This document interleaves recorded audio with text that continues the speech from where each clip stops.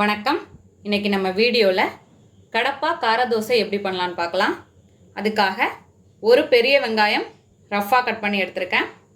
1 teaspoon சீரகம், 10 பூண்டு பல் தோலோட, 2 டேபிள் ஸ்பூன் பொட்டுக்கடலை, 1 டீஸ்பூன் உப்பு, 8 வரமிளகாய் எடுத்து ஹாட் வாட்டரில் ஊற வச்சு எடுத்திருக்கேன். அப்புறம் நம்மளோட தோசை மாவு, நல்லெண்ணெய் தேவையான அளவு. இப்போ எப்படி செய்யலான்னு பார்க்கலாம். இப்போ ஒரு மிக்ஸி ஜார் எடுத்திருக்கேன். இதில் பொட்டுக்கடலை, நம்மளோட பூண்டு ரெண்டையும் சேர்த்து பவுடராக அரைச்சி எடுத்துகிட்டு வந்துடுவோம். இப்போது இந்த அளவுக்கு அரைச்சி எடுத்துகிட்டு வந்தாச்சு. இதை ஒரு பிளேட்டில் மாற்றிக்கலாம். இப்போ அதே மிக்ஸி ஜார் எடுத்திருக்கேன். நம்ம ஊற வச்ச வரமிளகாவை சேர்த்துக்கலாம்.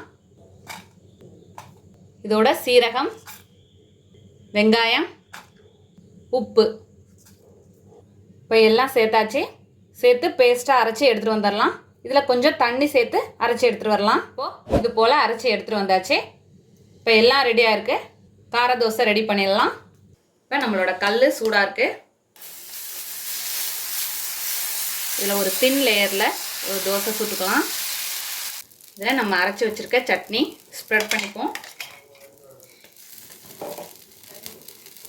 எல்லா சைடும் ஸ்ப்ரெட் பண்ணணும்.